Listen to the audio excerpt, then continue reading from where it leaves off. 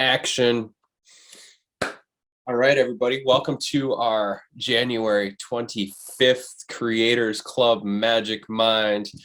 Today's sermon is going to be short and sweet. And it's just the theme of consistency. That if you just keep doing the thing long enough, you eventually get to the place you're trying to go. It really is simple as that. If we're going to climb a mountain, you climb a mountain by putting one foot in front of the other. And so I know we're all like in January mode, which is about planning and envisioning the future and trying to like get out of the holidays we've just exited and into like action taking mode.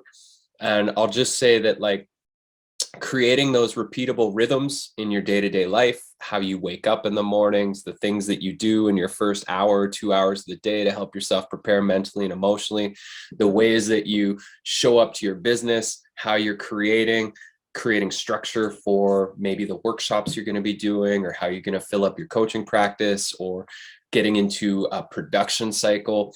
All of these things can feel daunting in the beginning because you're finding new skills, or you're forcing yourself essentially to create content or to create offerings or to come up with workshop ideas.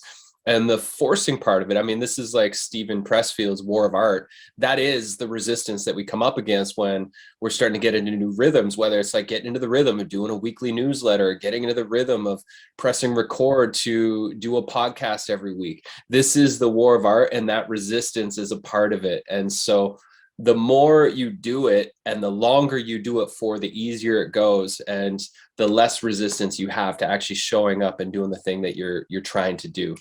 And so I would just, as a reminder, this is more as a reminder to tell you what you already know. It's that you just need to show up and do the next thing. So a part of the planning workshop we'll be doing Friday, January 27th, is going to be being really conscious and intentional with those rhythms you're going to set yourself up for around what is your publishing schedule, when is your production schedule, when are you going to be teaching your workshops. For me, I chose the last Friday of every month. I haven't done workshops like this in years. I have no idea how that's going to work for me, but I know I'm committed to 10 workshops over the course of the next 10 months.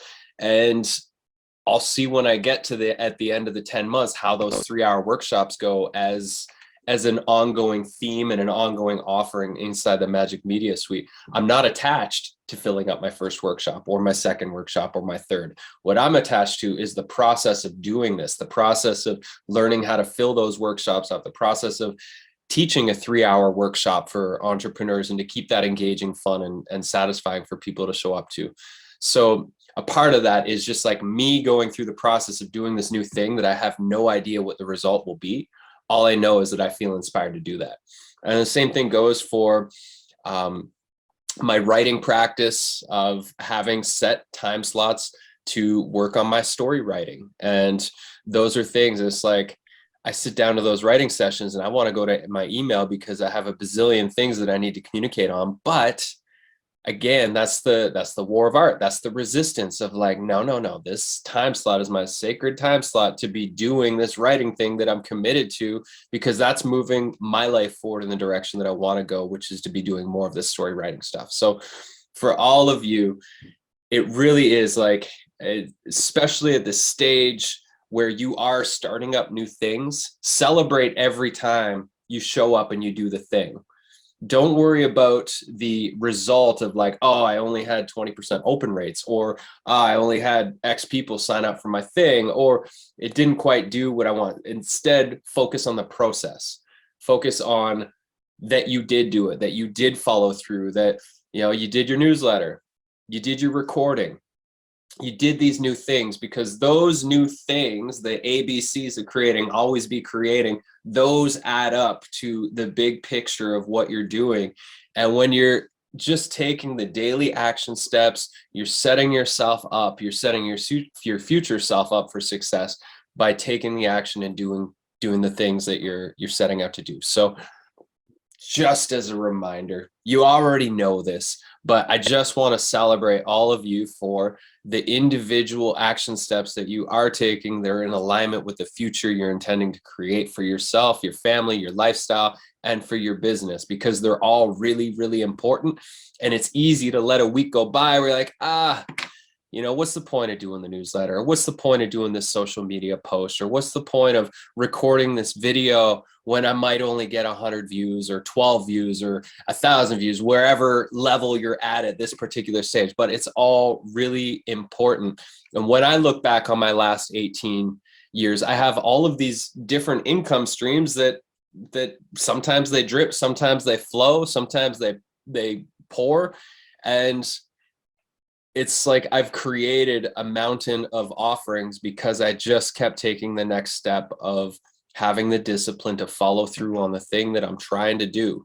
And that's all it is. It's like, it's just a daily practice.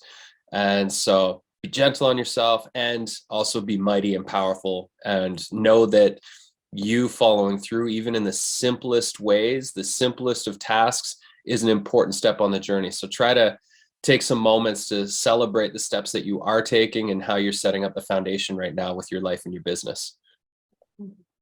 Rhythms and routines, that's what it is about, so that discipline just becomes a way of life over time, because it no longer requires discipline to show up and do the thing. Like for me in the beginning with golf, like waking up at 5 a.m. every day to go play golf, in the beginning, it required strict discipline on setting my alarm, moving through the process of having my brain scream at me, being like, go back to sleep, man, the sun's not even awake yet. And then it was like, eventually, the repetition, the enjoyment I would get, the satisfaction I would receive from it, it no longer became discipline, and it just became a part of my being, a part of who I am, a part of what feeds me in life. And the same will go for your writing practice, your teaching practice, your coaching practice, all these different things that you're cultivating right now. All of them, they go from discipline to just like an integrated part of who you are and what you do in your life. And you have to just get through the resistance. And sometimes it might take you months to get through the resistance. Sometimes it might take you years to get through the resistance where it's fully integrated. And so just know you are where you are on that journey. But if you just keep taking the steps and you don't, as my son tells me, he reminds me all the time, he's like, never give up, Papa, never give up. He gives me great business coaching all the time when I'm venting in our family about like whatever struggles I'm coming up against. Right now it's about raising a bunch of money for Magic Kids, and he's such a supportive guy. Just remind me, like, never give up, Papa, we got to keep going, we're gonna figure this out. And it's so simple. Just don't give up. It's important work that we're all here to do. And so just keep taking those steps, keep creating, and show up to do the next thing and celebrate once it's been done. I think the reminder for today is especially when you're starting a new piece of your life's work, whether it is recording a meditation library or launching a podcast or getting into that rhythm of having a regular published newsletter that you're doing, whatever the new thing is that you're trying to start. This like showing up and doing the thing and being consistent with it is really, really crucial. It might also be with like marketing. Like for example, one of the pieces that I'm going to be slotting into my schedule after our session that we do on Friday is doing an hour every week of podcast outreach for Magic Media and Magic Kids to get on as many shows as I possibly can. And now that I have my scripts written for podcast episodes, it's so much easier to just like go find a bunch of podcasts, copy paste and send them. If any of you are looking to get into podcasting as well, I'll find the link to the workshop that we did in December. That was it's basically just a workshop with templates, etc., on getting as many podcasts as you possibly can. So I will find that, because I think it'll be helpful for all of you if you're looking to start sending out a bunch of requests. It was awesome though. I'll add one more thing actually. Yeah. I think that for me, this really showed up as consistency with my newsletter, because I had a newsletter for like, I don't know, like 10, 12 years or something, but I was really inconsistent.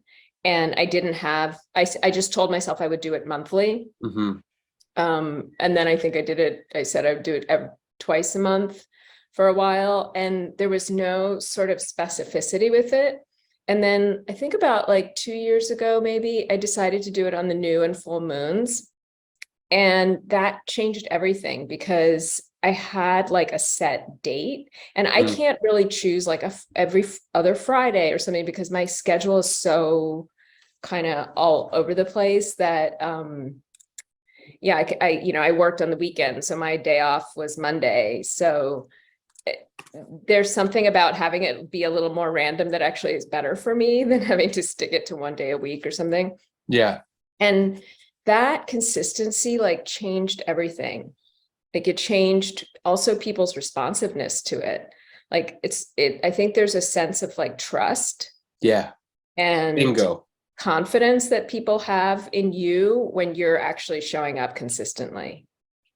Bingo, you said it. Trust. I learned this early on when I was teaching meditation workshops, and back in 2009 when I started teaching, I led one workshop a week, and then I led 2 workshops a week after the first 3 months, and then I started doing 3 workshops a week, and then eventually I was doing 4 workshops a week within the first year of teaching, and then doing retreats and stuff. And what I found is, even though like some weeks, some classes I was teaching, I'd have 2 people show up, or I had 10 people or 20 people or 5 people. And it was just whatever. It was very, very random.